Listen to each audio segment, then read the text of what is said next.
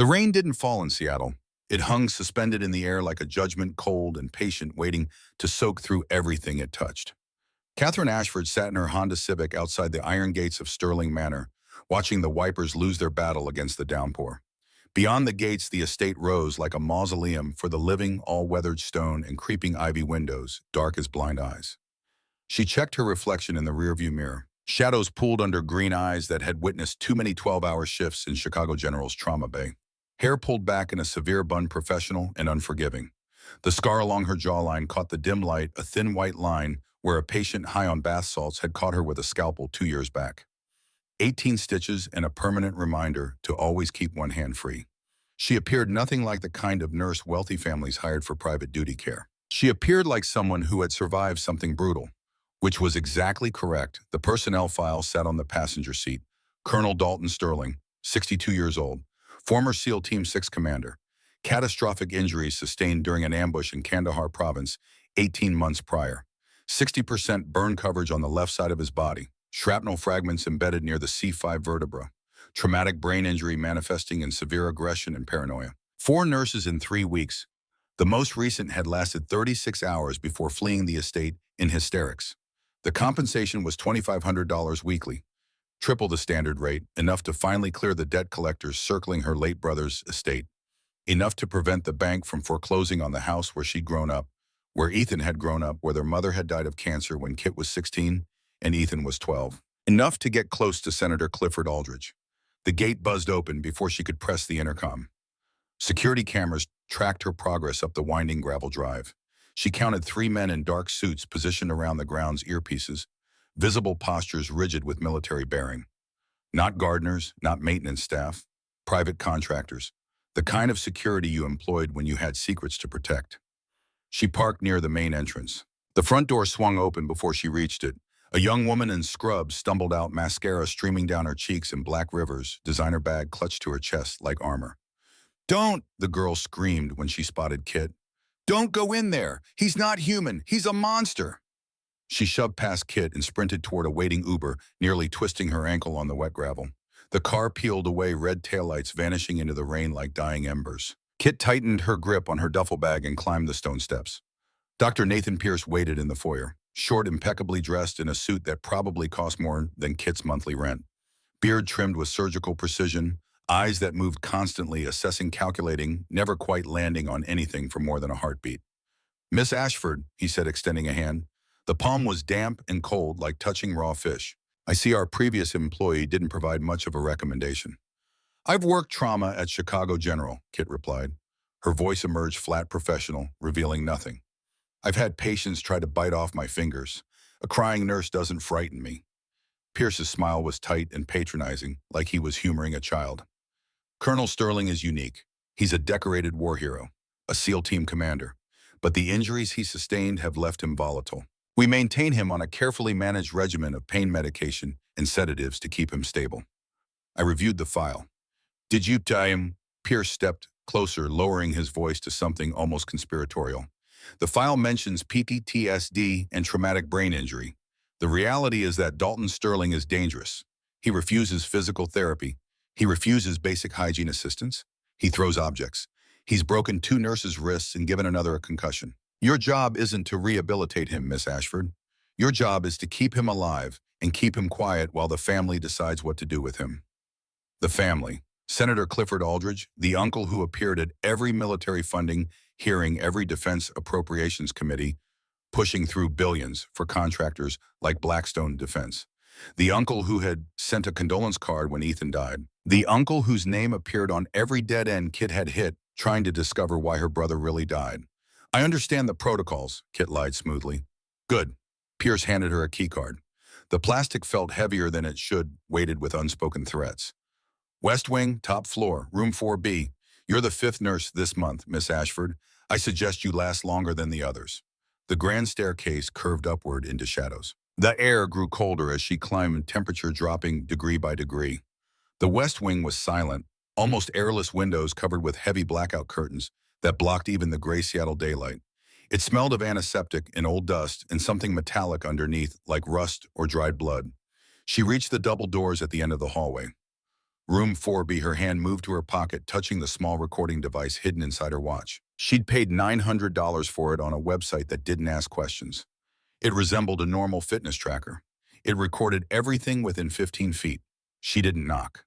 Knocking gave people time to prepare, time to hide things. She swiped the keycard and pushed the door open. The room beyond was cavernous, a master suite converted into a medical prison. Hospital bed in the center, surrounded by monitoring equipment that blinked and hummed in the darkness. A reinforced wheelchair near the window. IV pole with a complex pump system tubes running to a port in a heavily scarred arm. And in that wheelchair facing the window, a silhouette. "Get out."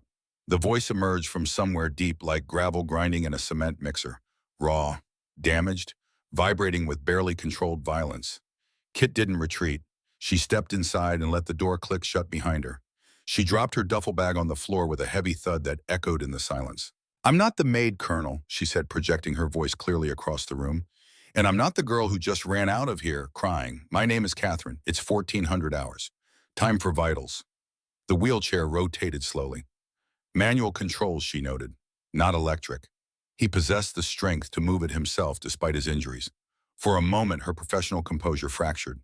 Dalton Sterling was a landscape of catastrophic trauma. The left side of his face was a terrain of grafted skin, angry pink and white scar tissue, where fire had tried to consume him. An eye patch covered the left socket, but the right eye, ice blue and startlingly clear, burned with an intelligence that was anything but damaged. He was massive. Even seated, his shoulders were broad enough to block the light from the window. His right hand gripped the wheelchair's armrest hard enough to make the leather creak in protest. "I said," he whispered, each word separated by controlled breathing, "get out." "And I said it's time for vitals." Kit walked toward him without hesitation, pulling the stethoscope from her pocket. "We can do this easy, or we can do this the other way. Your choice, Colonel."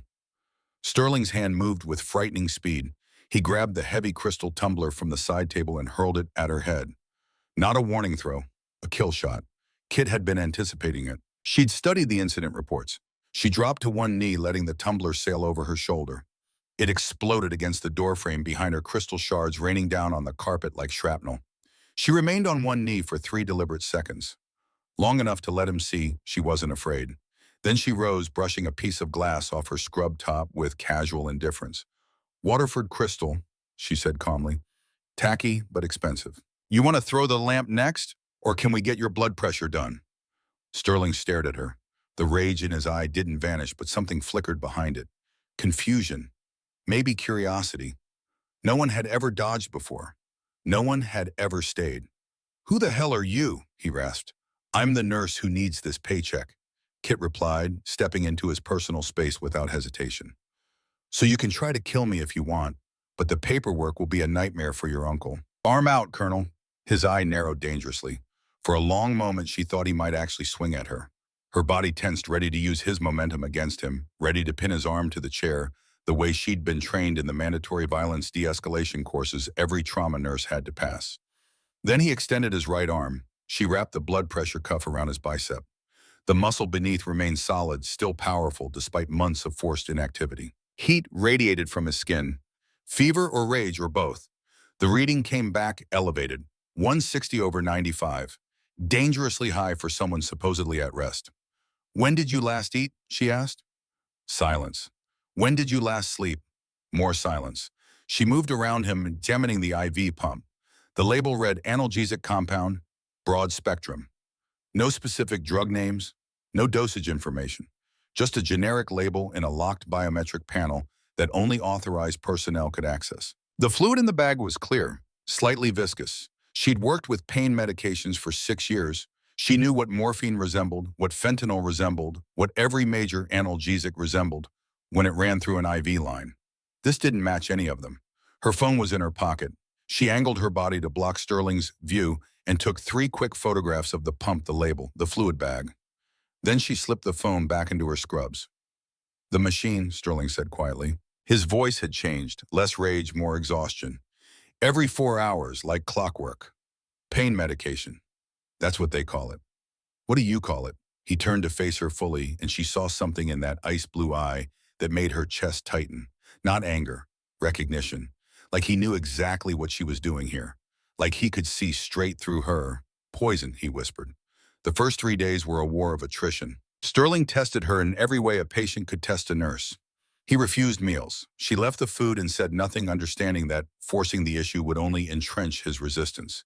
He refused to speak during dressing changes. She worked in silence, her hands gentle but firm. When she tried to help him transfer from the wheelchair to the bed for physical therapy, he used his considerable strength to shove her away. But Kit had handled meth addicts in county emergency rooms. She'd restrained patients in PCP-induced psychosis who thought they could fly. She knew leverage. She knew pressure points. She knew exactly how to pin someone's arm without causing injury, how to hold them until the aggression burned itself out. "You're hurting yourself, Colonel," she said on the second night, sweat dripping down her back as they struggled over a gauze pad. His strength was shocking for someone supposedly debilitated. "If these grafts get infected, you go septic. If you go septic, they transfer you to a hospital. You want to be on display in a hospital gown for the press." He stopped fighting, his chest heaved with exertion. She finished the dressing change in silence. The grafts were angry, inflamed edges slightly separated. Dehiscence. The wounds were trying to come apart. She made notes in her chart documenting the signs of infection, the inadequate healing, the suspicious timing of his decline. But what bothered her most was the medication schedule. Every 4 hours, precisely on schedule, the IV pump activated. It hummed to life, delivering its payload of clear fluid directly into Sterling's venous system. And every time it ran, his eyes would change. The sharp, intelligent blue would turn muddy. His words would slur. His coordination would vanish. It wasn't pain relief. It was chemical sedation. On the fourth morning, Kit was in the kitchen preparing a protein shake when the housekeeper appeared. Mrs. Higgins was in her 60s, nervous energy radiating from every movement, always glancing over her shoulder like she expected something terrible to happen. "Mrs. Higgins," Kit said casually, "how long has Dr. Pierce been the Colonel's primary physician?" Mrs. Higgins's hands stuttered on the silverware she was polishing. "Since he came back from Afghanistan." The senator insisted on the best private care. "What's Dr. Pierce's specialty?" "Pain management, I believe." Mrs. Higgins lowered her voice, leaning closer. "Though between you and me, dear, I don't think the Colonel is in much pain anymore. I think he's just trapped." The word hung in the air between them. Trapped. That afternoon, Kit entered Sterling's room to find him slumped in the wheelchair. The IV pump had just finished its cycle. He was drooling slightly, head lolling to one side, arms hanging limp like a puppet with cut strings. "Colonel," she said quietly, approaching him. "The bird," he mumbled, voice thick and drugged, seeing things that weren't there. "The bird went down. Jammer didn't work. They knew. They knew we were coming." Kit checked his pupils. Pinpoint. But his heart rate was elevated, not depressed. This wasn't a narcotic overdose. It was something else. Dissociative. Hallucinogenic. Designed to scramble his thoughts, make him unreliable, make him crazy. She crouched in front of him, putting herself at eye level. "Dalton," she said, using his first name for the first time. "Look at me." His eye rolled unfocused, seeing ghosts and shadows. "They changed the coordinates," he gasped, fighting against invisible demons. "Pierce knew. The senator knew. They set us up." His hands shot out, fingers closing around her wrist with bruising force. The strength was still there even through the drugs. "Don't let him," Sterling whispered urgently, desperately. "Don't let him give me the juice. Makes the fog come. Can't think. Can't remember. I need to remember." It was the first time he'd used her name. The first time he'd asked for help instead of demanded she leave. Kit made a decision in that moment. A decision that would alter everything. "I won't let them," she whispered back, covering his hand with hers. "I promise." That night, the storm that had been threatening the Pacific Northwest finally broke. Thunder rattled the windows of Sterling Manor hard enough to shake the glass in its frames. The power flickered, generators kicking in with a diesel rumble that vibrated through the floor. Kit waited until 0330. The security guard stationed in the hallway, a thick-necked man named Kincaid, was dozing in his chair, a magazine spread across his chest, snoring softly. She crept into Sterling's room. He was asleep, or as close to sleep as the drugs would allow, in the hospital bed.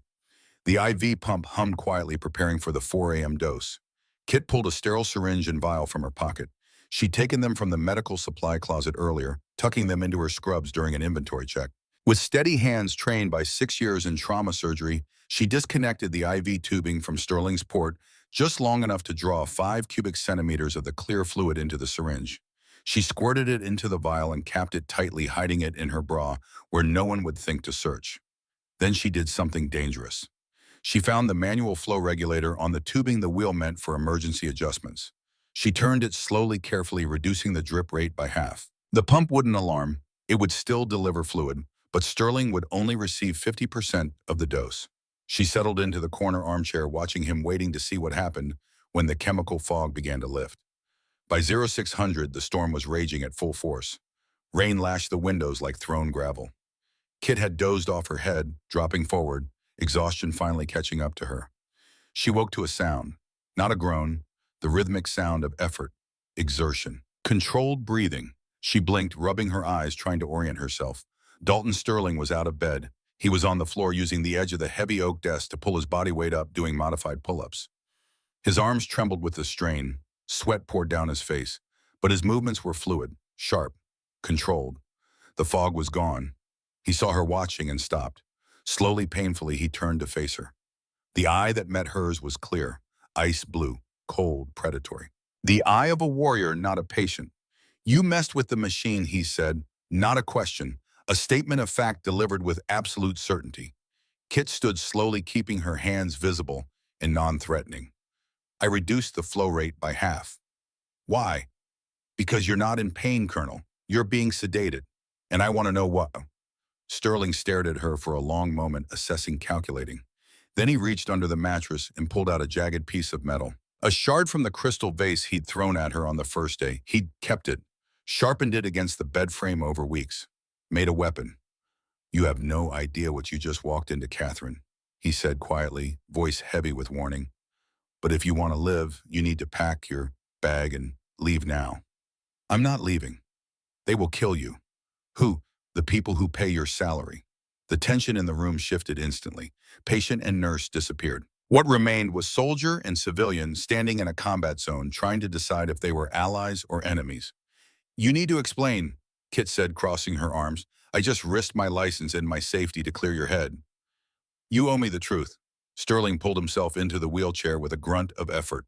Without the heavy sedation, the pain of his injuries was clearly returning. She could see the fine tremors in his hands, the way his jaw clenched against waves of agony. He wheeled himself closer, close enough that she could see the scars on his face in detail, the way the grafted skin pulled tight over bone.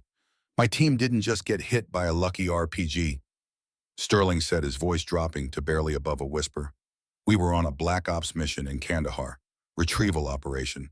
We were supposed to recover a prototype drone that went down in hostile territory."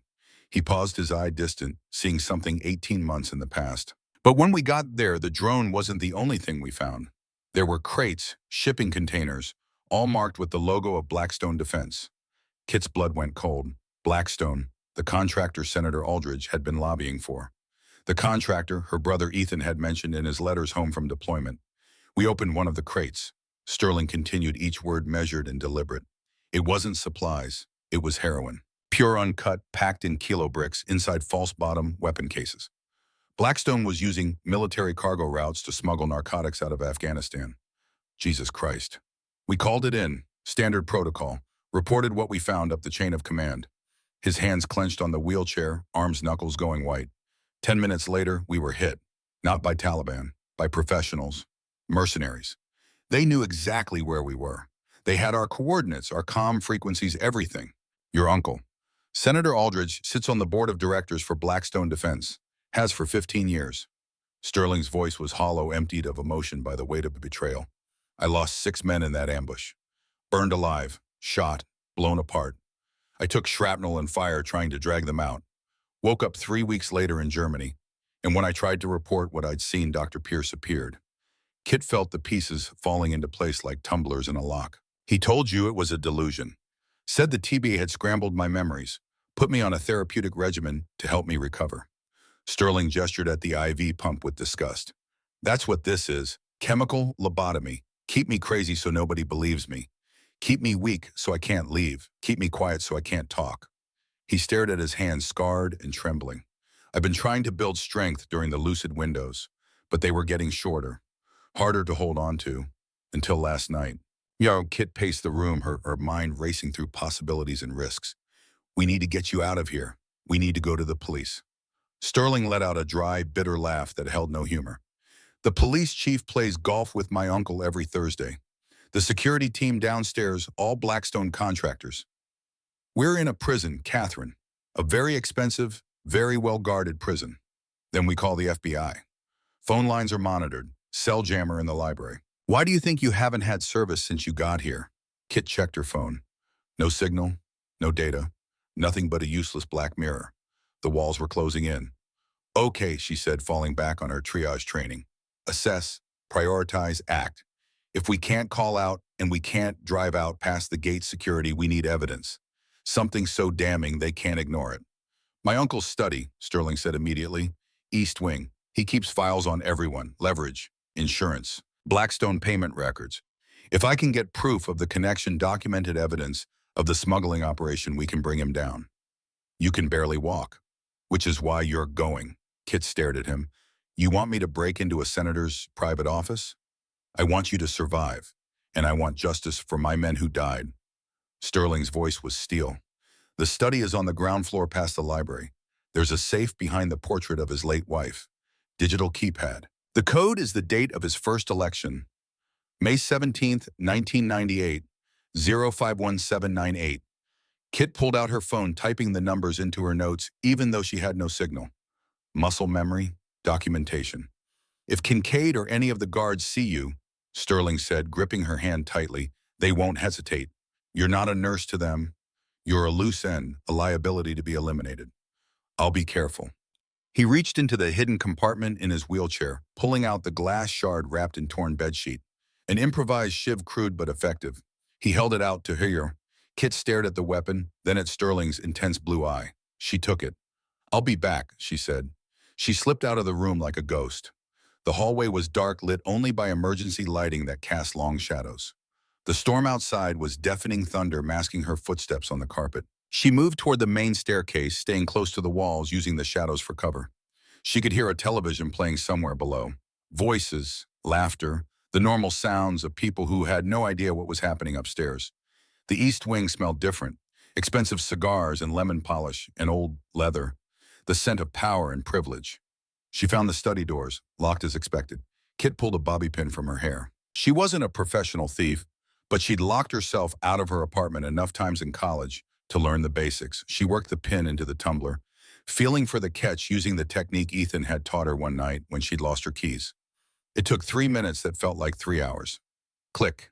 She slipped inside and closed the door behind her. She used her phone's screen for light, the pale glow barely enough to navigate by. There on the wall, the portrait of a severe-looking woman in pearls. Mrs. Aldridge dead 10 years from a stroke, her painted eyes seeming to watch Kit with disapproval. Kit moved the portrait aside.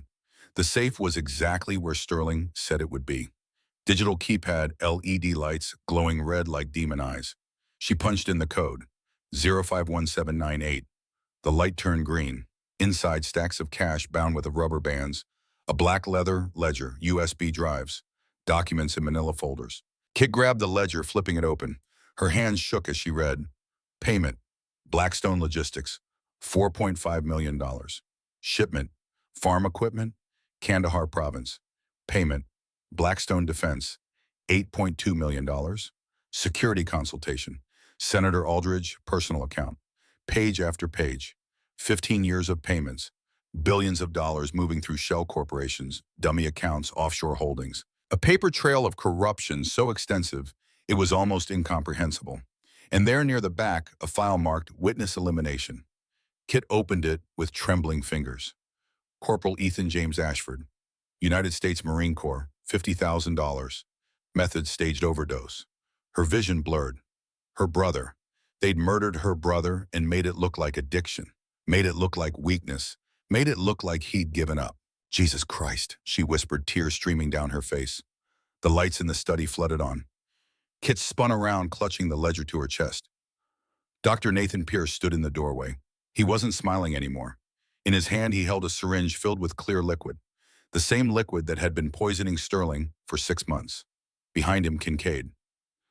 6'4", 250 pounds of muscle and malice, holding a taser that crackled with electricity.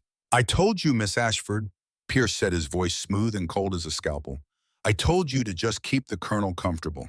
You really should have listened. Kit backed up against the desk, her free hand sliding into her pocket, gripping the glass shiv Sterling had given her. He knows, she said, fighting to keep her voice steady, refusing to show fear. He remembers everything. He's a brain-damaged invalid, Pierce sneered, his professional mask slipping to reveal the monster underneath. And you're just a nosy nurse who got caught stealing from her employer. Tragic, really. Drug addiction is such a terrible thing. The police will find the needle in your arm. They'll find the narcotics you stole from the medical supply closet. Sad story. Another healthcare worker who couldn't handle the pressure. Kincaid stepped forward, the taser crackling with anticipation. Kit realized with crystal clarity that this was it. This was where she died. In a senator's study holding evidence that could bring down an empire about to be murdered and made to look like an overdose. Just like Ethan. They'd killed her brother this way. Made it look like addiction. Made it look like weakness. Buried him and moved on like he'd never mattered. Not again. Kit's hand tightened on the glass shard. If she was going to die, she was going to make them work for it. Then a sound cut through the tension. A low mechanical whirring. Pierce and Kincaid turned toward the hallway. From the shadows a figure emerged, not in a wheelchair, standing, leaning heavily against the doorframe, legs shaking with effort, hospital gown torn and soaked with sweat. Dalton Sterling, on his feet, moving under his own power. He resembled something out of a nightmare. Scarred, burned, trembling with exertion. In his hand, the heavy iron four-pole he'd ripped from the wall held like a spear. "Step away from her," Sterling growled. Pierce actually laughed, though it sounded nervous, uncertain. "Look at you, Dalton. You can barely stand. You think you can fight us?" Sterling took one step forward. His left leg dragged the damaged muscle, screaming in protest. But he didn't fall. "I don't need to fight you," he said quietly, voice dropping to something dangerous. "I just need to kill you." The silence following Dalton Sterling's forehead lasted exactly 2 heartbeats. Then Kincaid moved. The security guard was built like a refrigerator, but also neck and shoulders, the kind of man who'd spent his life using size to intimidate smaller people into submission. He didn't see a Navy SEAL commander. He saw a cripple in a hospital gown, leaning on medical equipment, barely able to stand. "You've got to be kidding me," Kincaid said, holstering the taser and reaching for the expandable baton on his belt. "Dr. Pierce, go call the team. I'll put the colonel back in bed. Might have to break his other leg to keep him there this time." Pierce scrambled backward, fumbling for the radio clipped to his belt, fingers shaking. Kincaid lunged. He moved fast for a big man, the baton snapping out to full extension as he swung it in a vicious arc aimed at Sterling's ribs. Sterling didn't try to dodge. He didn't have the mobility for that. Instead, he dropped, just collapsed his weight, falling to his knees. The baton whistled over his head, hitting the doorframe with a crack that splintered wood. In the same fluid motion, Sterling thrust the weighted base of the IV pole forward. The heavy steel wheels slammed into Kincaid's shin. The sound of bone breaking was dry and sharp like a branch snapping. Kincaid howled, his balance compromised. Sterling roared pure primal effort and used the pole to hook Kincaid's ankle, jerking it backward with all his remaining strength. The big man hit the floor hard. The wind punched out of him with an audible whoosh. "Catherine, the gun!" Sterling shouted, his voice ragged with exertion. Kit didn't freeze. The adrenaline flooding her system found its release. She saw the Glock 19 tucked into the back of Kincaid's waistband. She lunged for it. Kincaid lashed out despite the broken leg, his hand closing around Kit's throat like a vice. His thumb dug into her windpipe. Stars exploded across her vision. Her lungs screamed for air. "You little," Kincaid gritted out through clenched teeth. Kit couldn't breathe. She clawed at his face, her nails finding purchase, drawing blood in 4 parallel lines. But his grip was iron unbreakable. Then Sterling was there. He dragged himself across the floor, leaving a trail of blood from his reopened wounds. He didn't have the pole anymore. He wrapped his forearm around Kincaid's neck from behind, locking in a chokehold with textbook precision. It wasn't clean. It wasn't pretty. Sterling's muscles, atrophied from months of forced sedation, screamed in protest. His burn scars stretched tight across his ribs, threatening to tear. But he locked his grip, squeezing with every ounce of hate he'd stored up over 6 months of chemical imprisonment. Kincaid released Kit to pry at Sterling's arm, desperate for oxygen. Kit rolled away, gasping, coughing violently, her throat on fire. "Get the gun!" Sterling wheezed, his face turning purple with effort, veins standing out on his neck. Kit scrambled back on hands and knees, grabbed the pistol. She leveled it at Kincaid with shaking hands that could barely hold the weapon steady. "Let him go!" she screamed, though it was Sterling holding Kincaid, not the other way around. Kincaid's struggles grew weaker. His eyes rolled back, showing whites. 10 seconds later, he went limp, unconscious. Sterling held the choke for another 5 seconds of protocol, making sure it wasn't a faint. Then he shoved the unconscious body away like garbage and collapsed onto his back, chest heaving, sweat soaking through what remained of his hospital gown. Blood seeped through the bandages on his side, spreading dark and wet. "Dalton." Kit dropped the gun and crawled to him, her nurse training overriding everything else. "You tore your stitches." "Doesn't matter," he gasped, grabbing her arm with surprising strength. "Pierce, he's calling the others. We have maybe 3 minutes before this place becomes a kill zone." "My car is out front." "No," Sterling shook his head, wincing. "Lockdown. As soon as Pierce makes that call, the gates seal. Storm shutters come down. Standard security protocol for estates like this. We can't get out." As if the universe was confirming his words, a siren began to wail throughout the house. A mechanical hiss echoed from the windows as heavy steel shutters, disguised as decorative molding, slammed down with pneumatic force. The mansion sealed itself tight, transforming from a home into a fortress. "We're trapped," Kit whispered, fear creeping into her voice for the first time. "No." Sterling's eye burned with cold calculation, the tactical mind still sharp beneath the damage. "They're trapped in here with us. Help me up." Kit looped his arm over her shoulder. He was dead weight, 200 pounds of muscle and bone and catastrophic injury.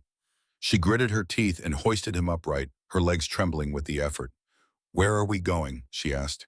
"Kitchen. We need supplies." Sterling leaned heavily on her each step in agony she could feel radiating through his body. Then the attic, only one way up. Narrow stairwell, fatal funnel. If they want us, they have to come single file. We control the battlefield. They moved through the darkened house, navigating by emergency lighting and lightning flashes. The siren cut off, replaced by ominous silence. The power had been cut to everything except emergency systems. The only illumination came from lightning strobing through cracks in the shutters, turning the mansion into a nightmare landscape of shadow and sudden light. They reached the kitchen. Sterling directed her with military precision, his mind working through scenarios and contingencies even as his body threatened to give out. Propane tanks under the island, phone charger cables in the drawer, cleaning supplies under the sink, cooking oil in the pantry.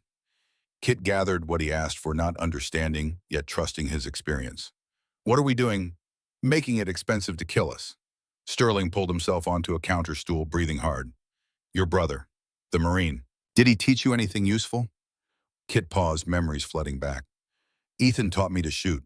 Basic survival skills. He was paranoid about emergency preparedness.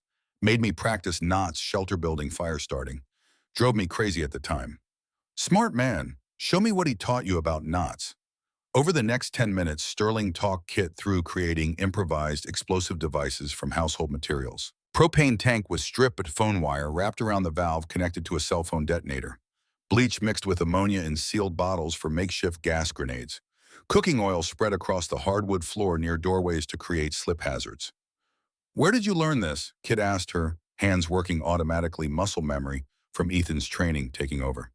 "SEER School, Survival, Evasion, Resistance, Escape." Sterling watched her hands with approval, nodding when she got the wire wrap correct. "Every SEAL goes through it. They teach you to make weapons from anything, escape from anything, survive anything." They worked in silence for a moment, the only sounds their breathing and the storm raging outside. Kit caught Sterling, watching her with an expression she couldn't quite read. "What?" she asked. "You're good at this, staying calm under pressure. Most people would be paralyzed by fear right now. 6 years in trauma ICU, you learn to compartmentalize or you break." Kit finished wrapping wire around the propane valve. "The first time I lost a patient, I cried for 3 days. The second time, I cried for 3 hours. By the 10th time, I learned to save the crying for later and focus on saving the next one." Sterling's jaw tightened. "Your brother, Ethan. Tell me about him." Kit paused, surprised by the question. "Why, because we might die in the next hour, and I want to know who we're fighting for." Kit was quiet for a moment, organizing her thoughts. "Ethan was 12 when our mom died. I was 16. I basically raised him after that. Our dad was deployed most of the time, and when he wasn't, he was drinking. Ethan joined the Marines right out of high school, said he wanted to make a difference. Did he? He tried." Kit's voice cracked slightly. "He wrote me letters from deployment. Talked about the work they were doing. Building schools, digging wells. He believed in it. Then about 6 months before he died, his letters changed. He started asking weird questions about who to trust, about what to do if you saw something wrong. He found the Blackstone operation. I think so. He mentioned seeing something at a supply depot that didn't make sense. Cargo manifests that didn't match what was in the containers. But he never got the chance to report it officially. Kit's hands clenched. They killed him 3 weeks later, made it look like he'd relapsed. But Ethan had been clean for 2 years. He hated needles, passed out getting blood drawn. There's no way he mainlined heroin. Sterling reached out his scarred hand covering hers. We're going to prove it. We're going to make them pay for what they did to him. They heard footsteps then, heavy boots on marble, multiple sets, moving with tactical precision, clearing rooms methodically. Clear left, clear right, upstairs sweep. Professional breach protocols, military training. This wasn't building security responding to an alarm. That's not just guards, Sterling whispered, his face grim. That's a cleanup crew, Blackstone contractors. They're here to eliminate the problem permanently. They moved fast, Kit half carrying Sterling to the second floor, then to the narrow servant's staircase hidden behind the linen closet. The door to the unfinished attic was small, easy to miss if you didn't know it was there. Kit shoved Sterling through and climbed in after him, throwing the bolt with a solid thunk. The attic was vast and dusty, smelling of fiberglass insulation and old cedar. Rain hammered the roof directly above their heads like sustained machine gun fire. Boxes and furniture created a maze of shadows and hiding places. Sterling slid down against a stack of old steamer trunks. He was pale-skinned, clammy with shock setting in. The adrenaline crash was coming. Check the gun, he ordered, his voice weaker but still authoritative. Kit examined the Glock. I don't know how. Magazine release, button on the left side of the grip. She found it, dropped the mag into her palm. It's full, 15 rounds. Chamber check. Pull the slide back and see if there's a round already loaded. Dalton, I'm a nurse, not a soldier. You're both now, he gestured weakly. Pull the slide back. Look in the chamber. She did. Brass glinted in the dim light. There is. 15 in the magazine plus 1 chambered, 16 shots total. Sterling's eye tracked the room, already calculating fields of fire cover positions, tactical advantages. There are at least 6 of them downstairs, maybe more. We can't win a straight fight. We can't fight a mercenary squad at all. Kit opened her medical bag, which she grabbed before leaving Sterling's room. Let me look at your side. She lifted his gown. The graft site on his ribs had dehisced, completely split open like a fault line. Fresh blood pooled in the wound, dark and viscous. I need to close this, she said, trying to keep her voice steady, trying not to let him see how bad it really was. I don't have lidocaine, no anesthetic. Sterling met her eyes. Do it. It's going to hurt, a lot. He reached out his rough hand, cupping her cheek in a gesture so unexpectedly tender, it made her breath catch. I've been burned alive, Catherine. I've been drugged into a vegetable for 6 months. A needle is nothing. Just sew me up so I can keep you alive long enough to get that evidence out. Kit nodded, blinking back tears she couldn't afford. She held a pen light in her teeth for illumination, threading the curved suture needle with practiced efficiency despite her trembling hands. As the needle pierced his skin, Sterling hissed through his teeth. His head banged back against the trunk. His hand gripped his own thigh hard enough to turn his knuckles white, hard enough that she worried he might break his own fingers. Talk to me, he gritted out, veins standing out on his neck. Distract me. About what? Why you really took this job? You're too smart to be here by accident. Too prepared. Kit's hands worked quickly, each stitch precise despite the poor lighting and her shaking fingers. I told you, my brother. There's more. I can see it in your eyes. You didn't just stumble into this. She tied off a knot white blood from his skin with gauze. The police traced Ethan's fentanyl batch. Military-grade purity. Distribution patterns suggested it came through cargo routes. But every investigation got blocked. Senator Aldrich personally called the Seattle PD commissioner and had the case closed. Called it a waste of resources. Sterling exhaled sharply as another stitch went in his jaw and clenched so tight she could see muscle jumping beneath the scar tissue. I couldn't let it go, Kit continued, her voice barely above a whisper. I started researching Aldrich and found out about Blackstone, found out about the defense contracts, the appropriations, the lobbying. Then I saw your name in a casualty report. Nephew of Senator Aldrich, catastrophic injuries, private care, no hospital records, no media coverage, just disappeared. You put it together. I figured if Aldridge was hiding you here, drugging you into silence, there had to be a reason.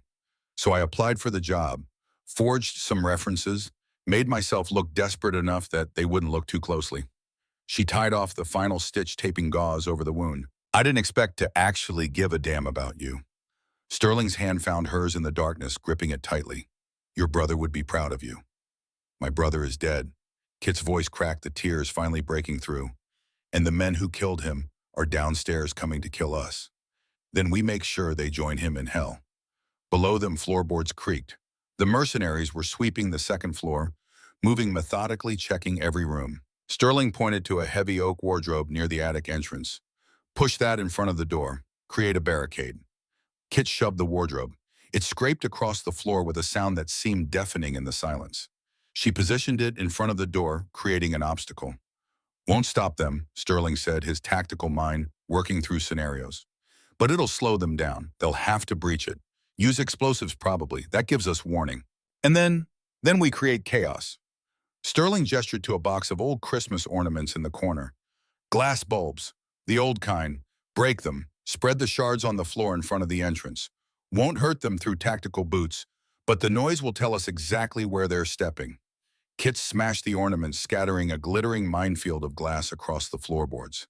Each footstep would crunch audibly, giving away positions. Now we need an exit strategy, Sterling said, breathing harder, his strength fading. This is a dead end. They pin us here, we die here. Not quite. Kit pointed to a dormer window on the far side of the attic. Opens onto the roof. There's a trellis, heavy-duty wisteria vine, goes down to the terrace. Sterling looked at his ruined leg, then at the window. Reality settled over his features. I can't climb down a trellis.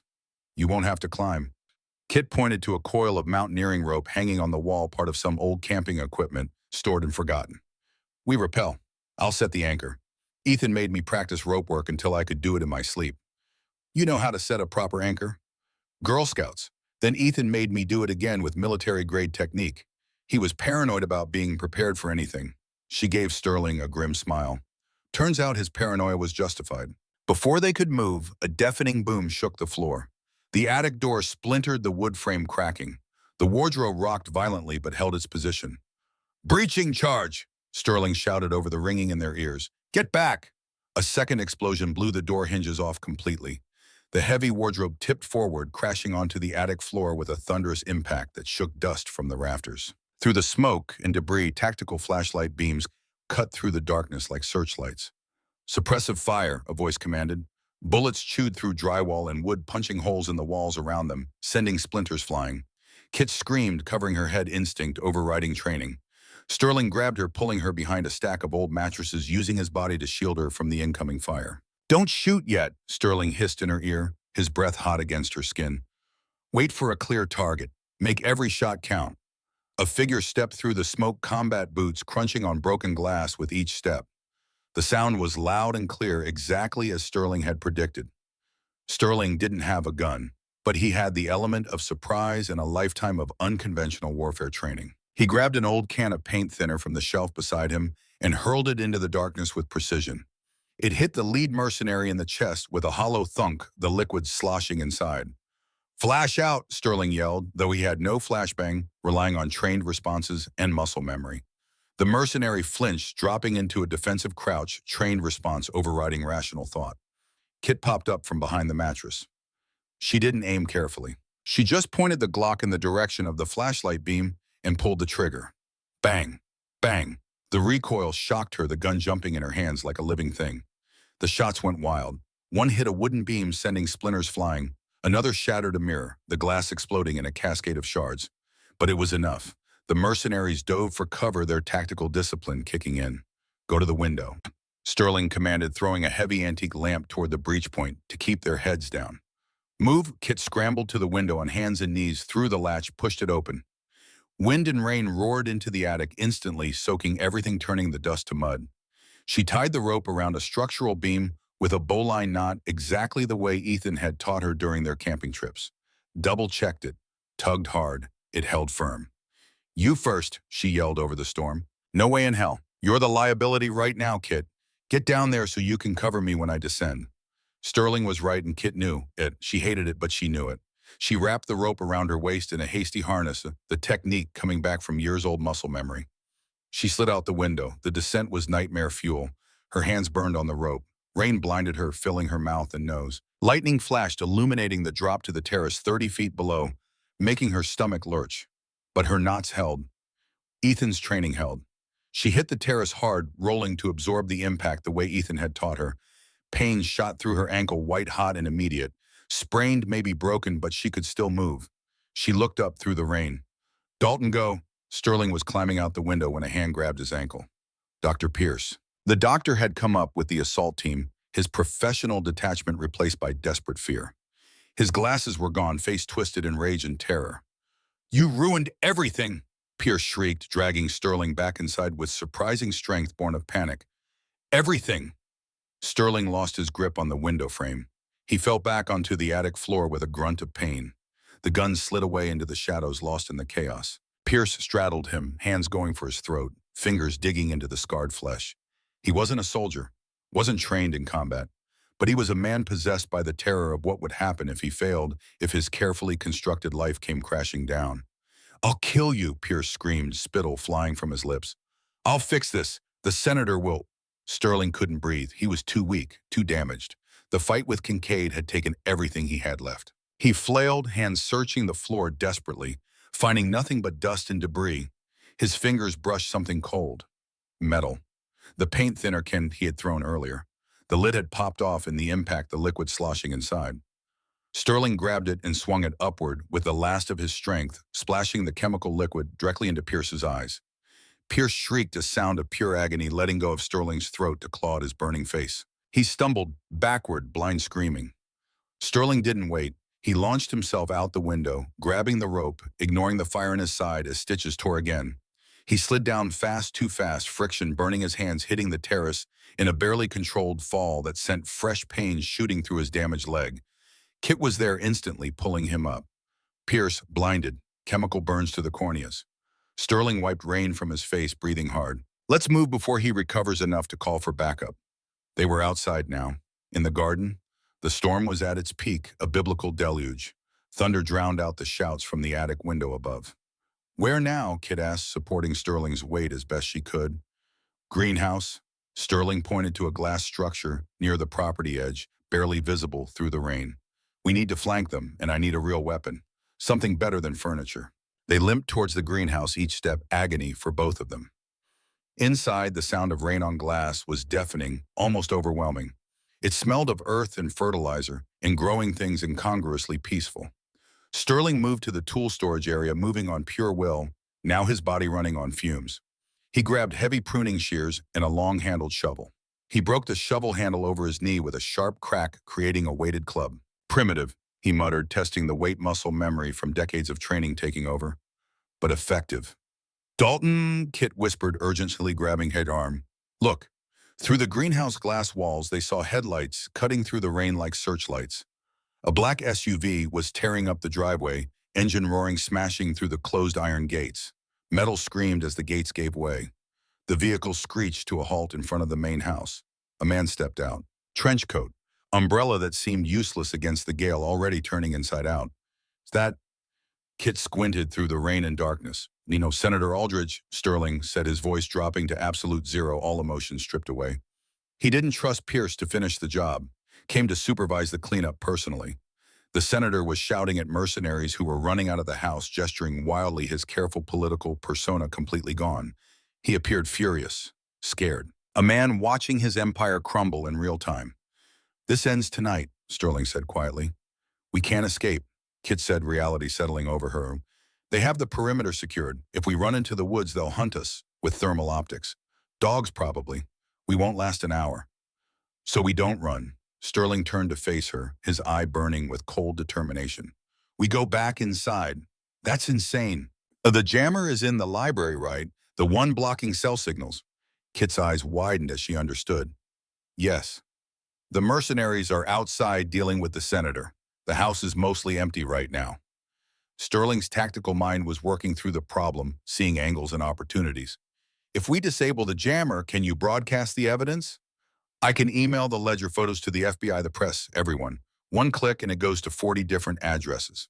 Then let's go back inside and finish what we started. They re-entered the mansion through the servants' entrance, in the kitchen moving like ghosts through familiar territory. The building felt different now, hollowed out. Most of the security force was outside, sweeping the grounds, assuming their prey had fled into the forest. They moved silently through hallways Kit had come to know over 4 days. Sterling was moving slower now, each step visible agony, but his mind was sharp, navigating by tactical instinct and years of experience. They reached the library. It was a grand room 2 stories high, lined with leather-bound books that probably no one ever read more for show than substance. In the center, on a mahogany table, sat a black box with blinking red LEDs, military-grade equipment out of place in the elegant room. The jammer. Kit pulled out her phone. Still no service. The device was still active. She ran to it, examining the controls. It was military-grade, locked with a biometric panel that only authorized users could access. No simple on-off switch. "I can't just turn it off," she said, frustration creeping into her voice. "It's keyed to authorized fingerprints." "Smash it," Sterling said simply. He was leaning against the door frame, watching the hallway with the club in his hand, standing guard. Kit grabbed the heavy marble bust of Julius Caesar from a pedestal, the same one that had been watching over the room for decades. She brought it down on the black box with all her strength, her rage, or all her grief, for Ethan channeled into one violent act. Plastic shattered. Sparks flew in a cascade of light. The red lights died, blinking out one by one. Kit checked her phone, hands shaking. 1 bar. LTE signal. "I have service," she cried, hope flooding through her for the first time in hours. She opened her email app. The draft was ready, prepared days ago in anticipation of this moment. Photos of the ledger, screenshots of Blackstone payment records, a video testimony she'd recorded of Sterling explaining Kandahar while he was lucid, and the file she'd found tonight, the one marked Corporal Ethan Ashford, witness elimination, $50,000. Her finger hovered over the send button. Recipients: FBI tip line, Washington Post, CNN, New York Times, every major news outlet and law enforcement agency she could think of. "Don't do it." The voice came from the shadows of the upper balcony, cold and familiar. Kit froze, her blood turning to ice. A man stepped into view on the library's second-floor walkway, looking down at them like a judge from on high. He wore full tactical gear. No mask. A scar cut through his left eyebrow, distinctive and memorable.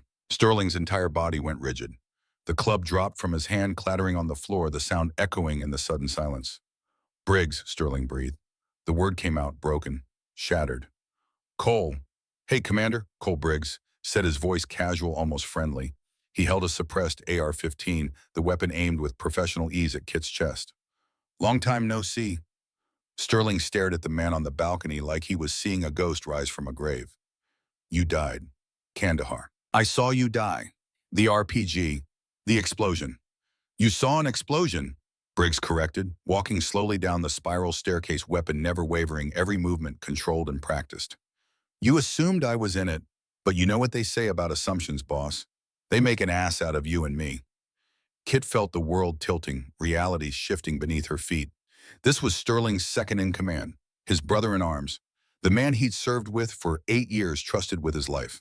"You were the insider," Kit whispered, pieces falling into place with horrible clarity. "I made a business decision."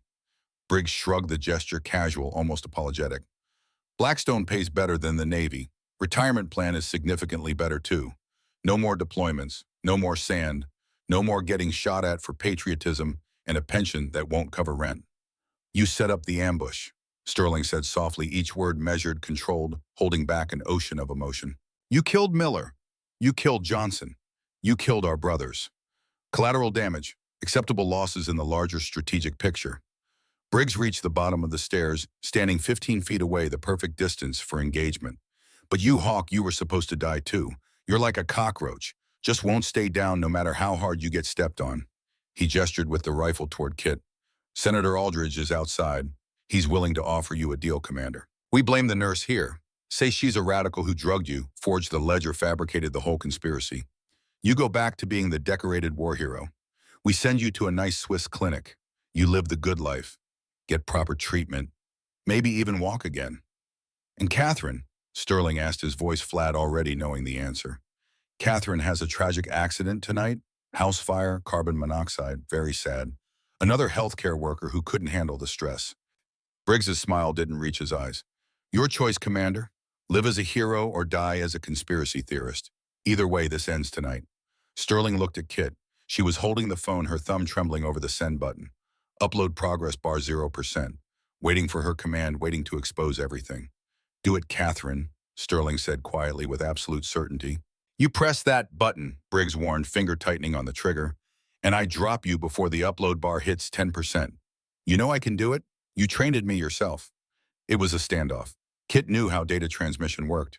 In this storm, with one bar of signal, the upload would take at least 30 seconds, maybe more. Briggs could kill her 3 times over in that span. The math was simple and brutal. It was Dalton, Briggs said, his voice softening slightly, a hint of the old friendship bleeding through. Walk away. We were teammates, brothers. I don't want to kill you. I've killed enough friends already. Sterling looked at Briggs, really looked at him, seeing past the tactical gear to the man underneath, the man he'd trusted, the man he'd called brother. Then he looked at Kit. He saw the fear in her eyes, but he also saw the resolve, the same stubborn determination that had driven her to take this job, to risk everything for the truth. She wasn't leaving. She'd come here to finish what her brother started, and she would finish it even if it killed her. Sterling picked up the club he'd dropped. Smart move, Briggs said, relaxing slightly, thinking Sterling was surrendering. I'm not walking away, Cole, Sterling said, his voice eerily calm, the voice of a man who'd already made peace with death. I'm buying her time. Sterling lunged. He didn't run. His ruined leg couldn't manage that. But he threw his entire body weight forward, closing the distance between him and Briggs in 3 lurching steps, moving faster than a man in his condition should be able to move. The rifle coughed. Silenced rounds. Thwip, thwip, thwip. Sterling took the bullets, body jerking with each impact. But his momentum carried him forward, physics and determination overcoming injury. They crashed together. Sterling drove his shoulder into Briggs's sternum with the full force of his weight. They went down in a tangle of limbs. The rifle skittered across the floor, spinning away into darkness. Send it, Sterling roared, blood spraying from his mouth, coating his teeth red. Kit slammed her finger on the send button. Uploading 10%, 20%. On the floor, it was chaos incarnate. Briggs was healthy, strong, trained to peak physical condition. Sterling was broken, bleeding, dying with each passing second. But Sterling had one thing Briggs didn't, one advantage that trumped everything else. He had already lost everything that mattered. He had nothing left to lose. Briggs punched Sterling in the face, shattering his nose with an audible crack. Sterling didn't even blink. He headbutted Briggs, the sound of bone on bone, sickening primal, uploading 40%, 50%. Briggs bucked Sterling off with a surge of strength, scrambled for his knife. He pulled a jagged combat blade from his vest, 7 inches of serrated steel designed to kill. I'm going to gut you, you cripple, Briggs yelled, all pretense of friendship gone, replaced by pure survival instinct. He drove the knife down with both hands. Sterling caught Briggs's wrist, stopping the blade inches from his throat. They grappled, muscles trembling with effort, the knife wavering between them. Uploading 60%, 70%. Kit looked around desperately, searching for something, anything. The rifle was too far lost in the shadows. She grabbed the Caesar bust she'd used to smash the jammer, hefting its weight. She ran toward them, weapon raised. Briggs saw her coming and kicked out his boot, catching her in the stomach. She fell hard, the wind knocked out of her, the bust clattering away across the floor. She gasped for air that wouldn't come. No, Sterling shouted, distraction costing him. Briggs used the moment, driving the knife down with renewed strength. The tip pierced Sterling's shoulder, cutting through muscle and nerve. Uploading 80%, 85%. A ping echoed from Kit's phone, clear and bright in the chaos. Message sent. The sound distracted Briggs for a microsecond. He glanced toward the phone, toward the evidence spreading across the internet like wildfire. Sterling released Briggs's wrist, accepting the knife, using his last ounce of strength to pull Briggs closer instead of pushing him away. He wrapped his legs around Briggs's torso in a guard position, pinning him. His hand moved to Briggs's tactical vest fingers, finding the grenade attached there. Briggs's eyes went wide with sudden understanding and terror. You crazy? Fire in the hole, Sterling whispered, voice gentle, almost sad. He pulled the pin. Sterling shoved Briggs away with a 2-legged kick that tore every muscle in his ruined leg, the pain beyond description. Briggs stumbled backward, clawing at the vest, trying to remove the grenade fingers, fumbling with straps and buckles. No. Catherine, cover. Sterling flipped the heavy mahogany table over with a grunt of superhuman effort, fueled by adrenaline and desperation, dragging Kit behind it, just as the library disintegrated in a flash of white light and concussive thunder. The world was white dust and ringing silence that felt louder than any explosion. Kit coughed, the drywall dust coating her throat like ash, choking her, filling her lungs with debris. She pushed against the heavy mahogany table that had shielded them, her muscles screaming in protest. It groaned and shifted, splinters of wood embedded in the surface where shrapnel had tried to punch through but failed. She crawled out from behind the wreckage. Her scrubs were torn beyond recognition, skin scraped raw from being dragged across the floor, but she was whole, intact, alive against all odds. She turned frantically, searching. Dalton Sterling lay among the ruins of what had once been an elegant library, pages scattered around him like snowbooks blown open, their spines broken. His chest was a catastrophe of blood from the gunshot wounds, dark and spreading in an ever-widening pool. His legs were pinned under a fallen beam, the ancient wood having given way when the grenade detonated. But his eyes were open, unfocused, staring at the ceiling, where plaster hung in sheets like stalactites. "Did it go?" he rasped. The sound was wet thick with blood filling his lungs, drowning him from the inside. Kit scrambled to her knees, her training taking over despite her shaking hands, despite the horror of what she was seeing. She pressed her fingers to his neck, searching for a pulse. Thready, rapid, weak. He was going into hypovolemic shock from catastrophic blood loss. It went. Kit choked out tears, cutting tracks through the dust on her face, leaving clean lines. The email sent Dalton. "You did it. We did it." He smiled, then a weak lifting of the corner of his mouth that barely moved the scarred tissue, but it was genuine. Real. "Good. Now I can sleep." "No," Kit yelled, ripping open his hospital gown to assess the damage, her hands moving on autopilot. "No sleeping. You don't get to quit now. You survived the fire in Kandahar. You survived 6 months of poison. You survived a goddamn grenade at point-blank range. Stay with me, Colonel." She put pressure on the chest wounds with both hands, but there were 3 of them, maybe 4. She couldn't tell through all the blood. Her hands were slick with it, warm and sticky. Too much blood. Too fast. She was losing him. Outside, the sound of the storm was replaced by something else. The rhythmic thrum of helicopter blades cutting through the air. Womp, womp, womp, shaking the remaining glass in the window, sending vibrations through the floor. Voices shouted over the rotor wash. "FBI weapons down, hands where we can see them." Kit looked through the hole blown in the library wall by the explosion. The lawn was swarming with agents in blue windbreakers, the yellow FBI letters blazing on their backs like beacons. Armored vehicles had boxed in the black SUVs, tactical teams, moving with precision weapons, drawn, securing the perimeter with military efficiency. She saw Senator Clifford Aldridge being dragged out of his vehicle, hands wrenched behind his back, with unnecessary force, zip ties cutting into his wrists. His face was a mask of shock and defeat, the carefully constructed persona of the patriotic public servant crumbling like ash. News vans were already pulling up to the destroyed gates, cameras swiveling, reporters shouting questions into the chaos, the story going live across every network. The cavalry hadn't just arrived. The whole world was watching the empire fall. Paramedics swarmed through the blown-out wall, equipment clanging against their belts, radios crackling with urgent transmissions. A team surrounded Kit and Sterling with practiced efficiency. "We have a critical trauma here," the lead medic shouted into his radio voice, urgent and professional. "Multiple gunshot wounds to the chest, blast injuries, severe blood loss. Patient is in shock. We need the trauma surgeon on standby at Harborview. Get a bird in the air now." They loaded Sterling onto a stretcher with smooth, coordinated movements, born of thousands of hours of practice. His hand flailed out weakly, searching, grasping at air. Kit grabbed it, holding tight. "I'm here," she whispered, leaning close so he could hear her over the chaos. "I'm right here. I'm not leaving you. I promise." He squeezed her hand. The grip was faint, barely there, but present. His eye found hers one last time, ice blue, but fading, the light dimming. Then the drugs they were pushing into his IV took hold, pulling him under into medically induced unconsciousness, and his eyes slipped shut. Kit tried to follow the stretcher as they carried him toward the waiting helicopter, but her legs gave out. She collapsed onto the debris-strewn floor, her body finally giving in to the trauma and exhaustion. An EMT caught her, lowering her gently to a sitting position. "Ma'am, you're injured. Let us help you." Kit looked down at herself as if seeing her body for the first time. She was covered in blood, some of it. Sterling's, some of it her own. She couldn't tell anymore. Her ankle was swelling grotesquely, already turning purple and black. Cuts across her arms, from flying glass edges, ragged and bleeding. Burns on her palms from the rope descent, the skin blistered and raw. "I'm fine," she said automatically, the nurse in her defaulting to autopilot, to training, to denial. Check the colonel, he's the priority. Multiple GSWs, to the chest, possible tension.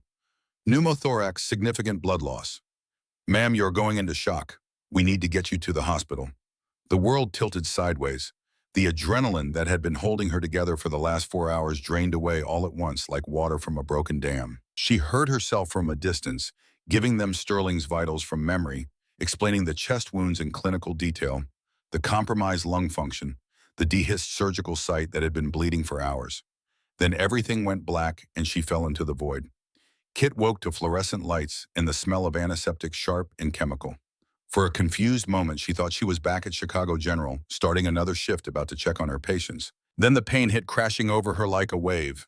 Her ankle throbbed with each heartbeat. Her throat was raw bruised from Kincaid's chokehold. Every muscle in her body ached with the kind of deep, bone-tired exhaustion that came from sustained physical trauma.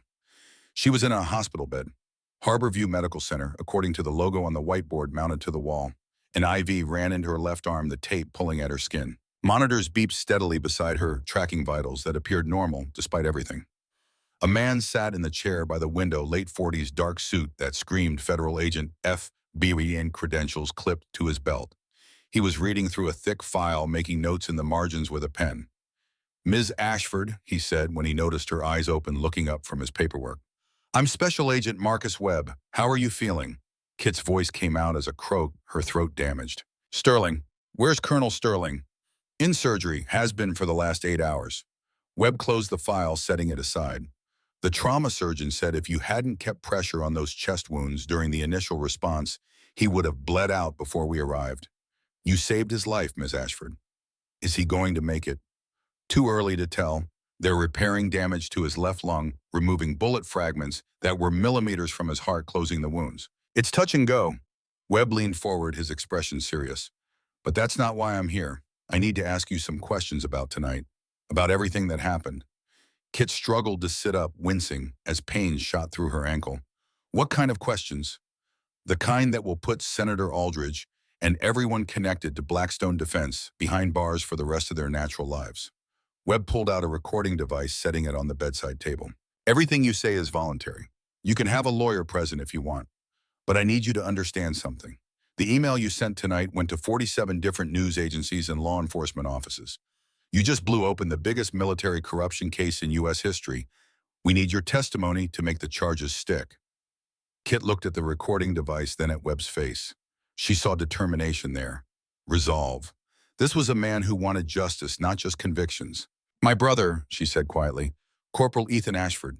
He's in those files, isn't he?" Webb's expression softened, the professional mask slipping to reveal genuine sympathy. "Yes, we found the contract order for his elimination in the ledger you photographed. Blackstone hired contractors to stage it as a drug overdose. I'm sorry, Ms. Ashford. Your brother was murdered because he tried to do the right thing." The words hung in the air between them. After 18 months of searching, of hitting dead ends, and being told she was paranoid, she finally had official confirmation. Ethan hadn't been weak, hadn't been an addict. He'd been a whistleblower, and they'd killed him for it, silenced him permanently. "What do you need from me?" Kit asked, her voice steady now, resolve hardening into steel. Webb pressed record. 2 weeks passed in a blur of interviews, depositions, and physical therapy for her shattered ankle. The doctors had to surgically repair the ligaments, inserting pins to hold the bones in place while they healed. She'd be in a walking boot for 6 weeks minimum, then months of rehabilitation to regain full function. The news cycle exploded with the story. Senator Aldridge arrested on charges of treason, conspiracy to commit murder, drug trafficking, and racketeering. Dr. Nathan Pierce charged as an accomplice, facing 20 years. The chemical burns to his eyes had left him permanently blind, his career destroyed along with his vision. 47 Blackstone executives and military officials indicted in the largest coordinated takedown the DOJ had seen since the Enron scandal. And through it all, Dalton Sterling remained in the ICU, hovering between life and death, his body fighting a battle his will couldn't influence. Kit visited every day without fail. The nurses knew her by name now, waved her through security without checking credentials, understanding her need to be there. She'd sit beside his bed for hours, holding his hand, talking to him, even though he couldn't respond, couldn't acknowledge her presence.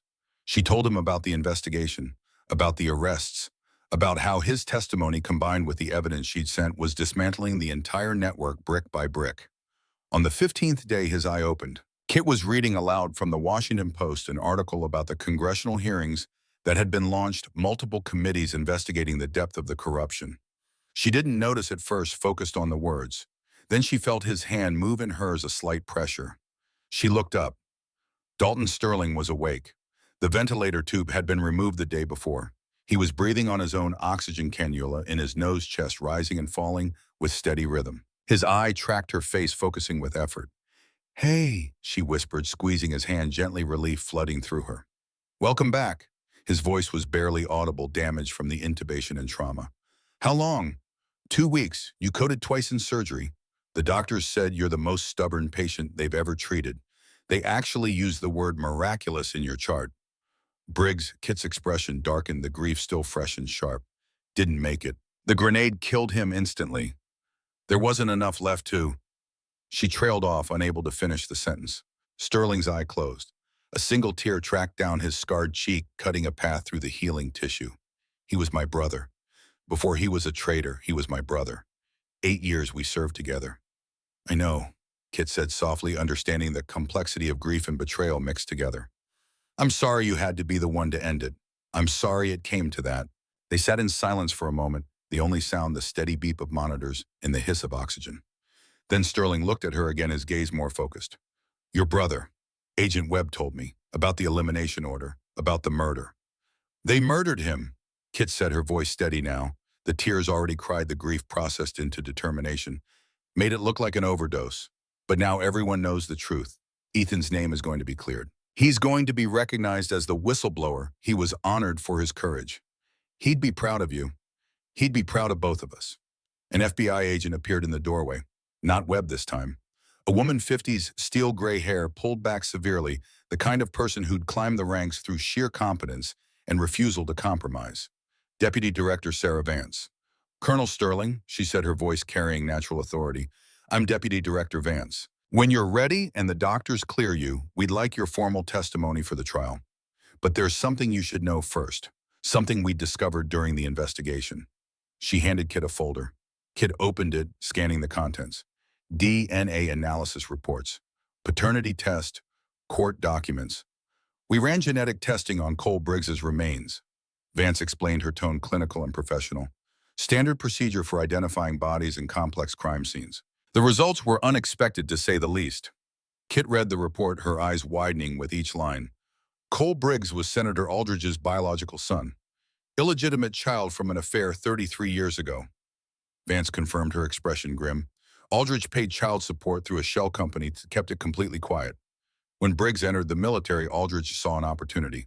Promised him everything. Money, power. A legitimate place in the family if he eliminated the competition. Sterling's jaw clenched, muscle jumping beneath the scar tissue. "I was the competition. The legitimate heir. Aldridge planned to have you killed in Kandahar, then publicly acknowledge Briggs, bring him into the family business." Vance's voice was cold with professional rage. "When you survived, he shifted to plan B. Keep you drugged and hidden until he could arrange a quiet death that looked natural. He was going to declare you brain dead and pull the plug, make it look like a mercy." Kit felt sick nausea rising in her throat. "So, all of this, the ambush, the murders, my brother's death, it was about greed and inheritance." "It always is," Vance said quietly. "Briggs killed 6 American soldiers for the promise of money and legitimacy he was never going to receive. Aldridge would have discarded him the moment you were dead, used him and thrown him away like garbage." "How many others?" Sterling asked, his voice rough with emotion. 73 confirmed, Vance said. 73 whistleblowers eliminated over 15 years. Military personnel who saw something wrong and tried to report it. All staged as accidents, suicides, overdoses. Your brother was number 73, Ms. Ashford. Kit's hands clenched into fists. "And now they all go to prison. Every single person involved. We're building cases that will stand for decades." Vance's expression was fierce, almost predatory. "This doesn't just end with Aldridge. This ends the entire network." 6 months later, winter had given way to spring in Washington, D.C. The cherry blossoms were blooming, pink and white petals drifting across the National Mall like snow covering the ground in a blanket of color. The air smelled of flowers and rain and new beginnings. Kit stood outside the federal courthouse, watching the last of the defendants being led away in handcuffs, orange jumpsuits bright against the gray stone. Senator Clifford Aldridge had been sentenced to life imprisonment without possibility of parole. Dr. Nathan Pierce received 20 years in federal prison, his medical license permanently revoked. The Blackstone Defense CEO got 45 years. 12 military officers were dishonorably discharged and sentenced to prison terms ranging from 10 to 30 years. The system hadn't just bent. It had broken in the right direction for once. Ms. Ashford, Kit turned. A man in a dark suit approached holding credentials. Department of Justice. The Attorney General would like to speak with you, if you have a moment. Kit followed him into the courthouse through security checkpoints, up marble staircases to a private office with a view of the Capitol dome gleaming in the afternoon sun. The Attorney General stood by the window, an older woman with sharp eyes and a reputation for destroying corrupt politicians. Catherine Ashford, she said, extending a hand with a firm grip. You've caused quite a stir in my department. I just wanted the truth, ma'am. You got more than that. You got justice. The AG gestured to a chair. I'm not going to waste your time with small talk or flattery. The Drug Enforcement Administration is creating a new task force. Military drug trafficking prevention. We need someone to run it. Someone who understands the system from the inside. Someone who can't be bought or intimidated or made to look the other way. Kit blinked, surprised despite herself. You want me to run a federal task force? You're qualified beyond question. 6 years trauma nursing gave you medical expertise. 18 months of independent investigation that cracked a case we'd been chasing for a decade. You know how these networks operate from the ground up. You know what to look for. You know how they hide. The AG leaned forward, her expression intense. We're not just taking down Blackstone. We're going after every contractor, every corrupt official, every smuggling route. And we need warriors, not bureaucrats. We need people who won't quit when things get hard. I'm a nurse, not a federal agent. You were a nurse. After what you did, you're something else. Something we desperately need. The AG slid a folder across the polished desk. Think about it. No pressure, but we'd like an answer by next week. The position starts immediately if you accept. Kit took the folder, her hands trembling slightly with the weight of possibility. She found Sterling waiting outside the courthouse when she emerged. He was standing now, leaning on a cane for support, his left leg braced with a custom orthotic, but standing under his own power. The angry red of his burn grafts had settled into permanent scar tissue, no longer hidden under bandages or shame. He wore them openly now, displayed without apology. Not as wounds, but as proof that he'd survived, that he'd won. How'd it go? He asked, his voice stronger now, months of recovery, audible in every word. They offered me a job, director of a DEA task force focused on military drug trafficking. Kit showed him the folder, still processing the offer. They want me to hunt down the next Blackstone before it gets this big. Sterling smiled, and it transformed. His face made him look younger despite the scars, despite everything he'd endured. You should take it. Just like that. Just like that, Ethan started something when he reported what he saw at Camp Lejeune. You finished it. But there are 20 more conspiracies out there, Catherine. 20 more networks destroying lives, killing whistleblowers, trafficking drugs through military channels. You're the only person I know stubborn enough to take them all down. They walked together through the crowds, leaving the courthouse, past reporters shouting questions, past cameras flashing. Kit ignored them all, focused on putting one foot in front of the other, her ankle still aching, despite months of physical therapy. What about you, she asked. The Navy offered to reinstate your rank. Full back pay, benefits, recognition. I turned them down, Sterling said simply without regret. I had enough of taking orders from people I don't trust. I'm doing something else instead. What?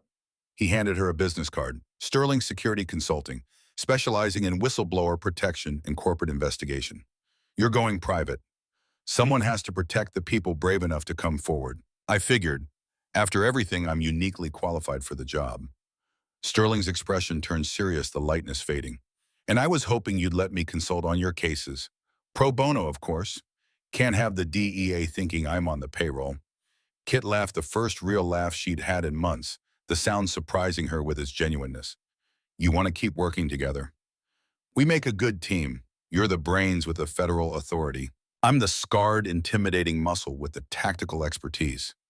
He paused, his expression softening. Plus, I owe you my life about 17 times over. Seems only fair I help you save a few more lives in return. They reached the street. Kit's car was parked nearby, a newer model she'd bought with part of the reward money the government had paid for the Blackstone evidence. She looked at the folder in her hands, then at Sterling, standing beside her solid and real and alive against all odds. "There's a cemetery in Seattle," she said quietly, emotion thickening her voice, "where Ethan is buried. I need to go tell him we won, that his death meant something, that it changed everything." "I'll come with you," Sterling said without hesitation. "If that's okay, I'd like to pay my respects to a fellow Marine who tried to do the right thing. I'd like that too." 3 days later, they stood in the rain at Ethan's grave, water running down their faces like tears. The sky was crying for them. The headstone was simple, elegant. Corporal Ethan James Ashford, United States Marine Corps, beloved son and brother. The dates of his too short life carved into granite. Kit placed a medal on the gravestone with reverent care. The Navy Cross posthumously awarded to Ethan after the full story came out, after his courage in trying to stop a criminal conspiracy became public knowledge. Recognition that he'd tried to do the right thing and paid the ultimate price. "We did it, Ethan," Kit whispered, her voice breaking slightly. "They're in prison. All of them. Your name is cleared. Everyone knows you were a hero, not an addict. Everyone knows you tried to stop them." Sterling stood beside her, silent and respectful, head bowed. He'd never met Ethan, but he understood loss intimately. He understood what it meant to carry the names of the dead, to fight in their memory. "What now?" Sterling asked quietly as they walked back to the car through the gentle rain. Kit pulled out her phone. She had an email from the Attorney General waiting. Formal offer letter, start date in 2 weeks. Security clearance paperwork attached. 6-figure salary. Authority to build her own team. She also had a message from an encrypted account. No sender name, just coordinates in a single line of text. "Blackstone International, Dubai operations, bigger than the domestic network. Need help, lives at stake." Kit showed Sterling the message. His eye narrowed, the tactical mind immediately analyzing threat levels and possibilities. "Someone on the inside," he said, reaching out, taking the risk. "Well, there are 20 more Blackstones out there," Kit said, echoing his words from the courthouse steps. "This is just the beginning, isn't it?" "So we take them all down," Sterling said simply, as if it was the most natural thing in the world. "One at a time, however long it takes, however many it takes." Kit looked at Ethan's grave one more time, rain pattering on the stone, flowers beginning to grow around the base from seeds she'd planted months ago. Then she opened the email from the Attorney General and typed a single word. "Accepted." 4 months after that, Catherine Ashford sat in her new office at DEA headquarters in Arlington, Virginia. The nameplate on her desk read, "Director Military Drug Trafficking Prevention Task Force," in crisp letters. The walls were still mostly bare, waiting for her to decide what to hang there. Success stories, maybe, or nothing at all. Let the work speak for itself. Her phone buzzed. Text from Sterling. "Got confirmation on the Dubai connection. Contractor named Henriksen. Moving product through Bahrain Naval Base. 12 personnel involved. Interested." Kit smiled and typed back quickly. "Always. Send me the file. I'll brief the team tomorrow." She stood and walked to the window. The Potomac River glinted in the afternoon sunlight, dancing on water. Across the river, the Pentagon rose like a fortress, imposing and permanent. Somewhere in that building, people were making the same mistakes Aldrich had made. Trading lives for money. Trading honor for power. Trading integrity for profit. But now someone was watching. Someone who couldn't be bought. Someone who'd already lost everything that mattered and come out the other side stronger, harder, more determined. There was a knock on her door. A young agent fresh out of Quantico, nervous and eager in equal measure. "Director Ashford, the team is assembled for the briefing. We're ready when you are." Kit grabbed her files and followed the agent down the hall. The conference room was full. 20 federal agents, military investigators, forensic accountants, all handpicked, all vetted, all committed to burning down the networks that poisoned the system. Sterling sat at the back of the room, consultant badge clipped to his shirt. He cleaned up. Shavy looked almost respectable, except for the scars that marked him as someone who'd survived hell. He gave her a small nod of encouragement. Kit stood at the front of the room and pulled up the first slide. A map of the Middle East highlighted with shipping routes and financial transactions, a web of corruption spanning continents. "Good afternoon," she began, her voice clear and confident.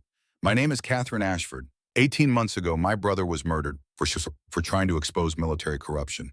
4 months ago, we took down the network that killed him. Today, we start hunting the next one." She clicked to the next slide.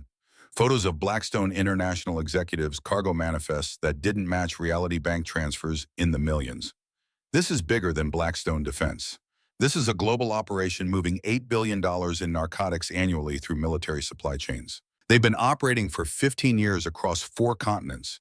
They've killed 73 whistleblowers that we know of. They think they're untouchable because they've never been caught.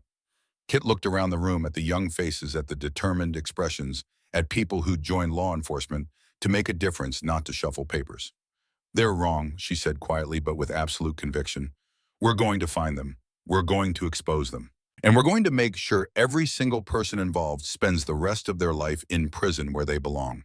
She paused, thinking of Ethan, thinking of the 6 SEALs who died in Kandahar, thinking of all the families destroyed by the drugs that flowed through those networks. My brother believed the system could work if good people fought hard enough. He died believing that. I'm going to prove he was right. So let's get to work. The briefing lasted 3 hours. Plans were made. Assignments distributed. The investigation was officially launched. Resources allocated. International cooperation requested. When the room cleared, Sterling approached her, moving easier, now the cane more precaution than necessity. Hell of a speech, he said.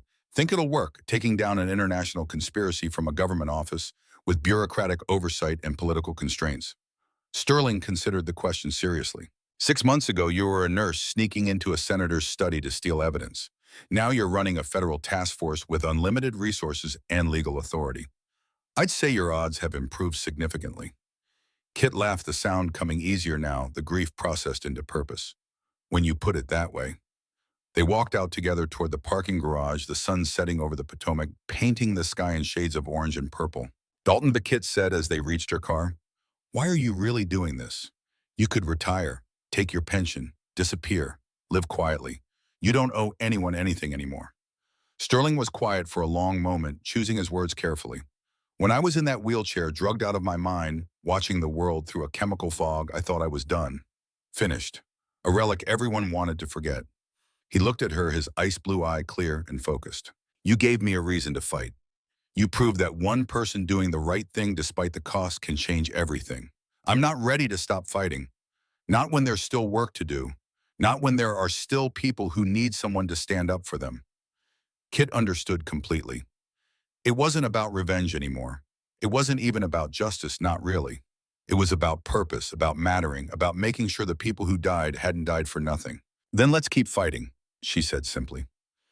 That night, Kit sat in her apartment, a modest 1-bedroom in Alexandria she'd rented after selling her childhood home in Seattle. The sale money had funded Ethan's memorial scholarship for military veterans pursuing nursing degrees. So far, it had helped 12 students. 12 lives changed for the better in Ethan's name. She opened her laptop and pulled up the encrypted message about Dubai. The file Sterling had sent was extensive, detailed, the product of weeks of careful investigation. Shell companies layered 6 deep. Shipping manifests that didn't match cargo weights. Intercepted communications in code. It would take months to build a case strong enough to prosecute. Maybe years. They'd have to work with international agencies, navigate diplomatic complications, fight bureaucratic resistance every step of the way. But they'd done harder things. They'd survived Sterling Manor. They'd exposed a senator and destroyed a criminal empire. They'd proven that the truth, no matter how deeply buried, could be uncovered with enough determination. Kit made herself coffee and settled in to read her mind, already working through the problem, seeing patterns and connections, building the case brick by brick. Outside her window, the lights of the Capitol glowed against the night sky, thousands of buildings where thousands of people made decisions that affected millions of lives. Somewhere in those buildings, people were hiding secrets, making deals, thinking they were safe from exposure. They weren't. Catherine Ashford was coming for them armed with federal authority and personal conviction forged in fire. And she'd learned from the best that you didn't need to be loud to be dangerous. You didn't need to be powerful to win. You just needed to be stubborn enough to never, ever quit. She opened a new document and began typing her initial case strategy. The cursor blinked on the blank page, waiting for her to fill it with evidence and arguments and undeniable truth. She thought of Ethan one more time, imagining him the way he'd been before deployment, sitting across from her at their childhood kitchen table, helping her with homework, teaching her to be brave, to stand up for what was right, even when it was hard. He'd be proud, not just of the victories, but of the fact that she'd kept going when everything seemed impossible, when the easy choice would have been to give up and move on. This one's for you, too, little brother, she whispered to the empty room, to the memory that would never fade. Then Catherine Ashford, former trauma nurse, current federal director, survivor, and warrior and seeker of justice, got to work. There were criminals to catch, networks to dismantle, lives to save. whistleblowers to protect, truth to uncover. And she had all the time in the world. The fight was just beginning, but for the first time in 18 months, she wasn't fighting alone. She had Sterling. She had her team. She had authority and resources and the full weight of federal law enforcement behind her. Most importantly, she had purpose. And that made all the difference. Outside the city, slept unaware that a new guardian stood watch, that justice was no longer just an ideal, but an active force hunting those who thought they were above the law.